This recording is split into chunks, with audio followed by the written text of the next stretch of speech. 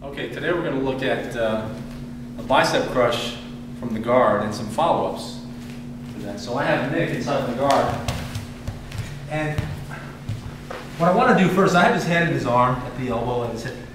I'm going to grab his wrist and I'm going to push on the wrist as I pull on his elbow. Now, while this is happening, I'm also going to open my guard and move my hips out to the side as I push his wrist past my thigh. Right in near my upper thigh there. Okay, so this is the beginning. The first motion is real important in order for the rest of the bicep crush to fall into place. I grab his wrist, again, the two arms ganging up on one arm, and I'm going to move my hips into position as I push his wrist through, and I'm going to thrust my right arm through his right arm.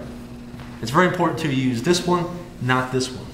Okay, not the arm coming behind his arm, but the one going through inside and front. Immediately, I'm going to rotate out. My head goes off to the side as my leg comes down on just below his shoulder. And then I'm going to triangle my legs. I turn my forearm to where my palm is facing away. And then I squeeze.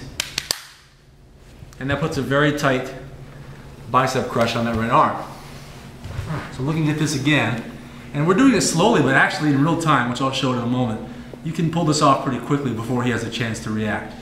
He may not be thinking of a bicep crush. He might think you're grabbing his arm to pull it across to get his back, or you might be pushing it through. You might be setting up a triangle choke. He's not sure what you're going for, and that's part of what makes this especially effective, is the surprise factor.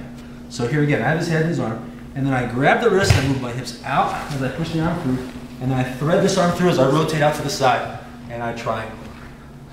All right, and then I can squeeze. Now, excuse me. Now, one thing that happens is that his hand might pop back in. That can happen, which means you immediately follow up to one of two options. So I grab his wrist, I push it through, I rotate out, and here I am. Now, if his hand pops in, I have to make a choice, and he helps me make that choice by which way he goes with that arm. If his arm is here and he turns back in on me, I let his head back in, turn it on me, face me, and then you see my leg comes across the neck, and I can grab my shin and his head, and then I rotate to the triangle choke.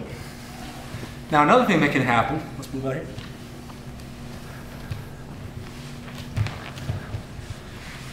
is from off of this setup from here, if his hand pops in, I might just feed it off to this side of my hip and rotate further out. Slide my hips out, send them forward, and then I can sit up. As I fold my feet over, I bring my hips up, reach around his back, and I go to my omoplata. So either omoplata or triangle choke are nice follow-ups to a failed bicep crush. Now let's look at the setup for the bicep crush at full speed to give you an idea of how it looks when we're going through from start to finish. So from here, I just grab, and there I am. Okay, it's pretty quick.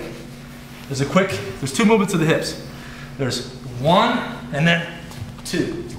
All right, that swing as the arm comes through is what really cinches it in before he has a chance to react.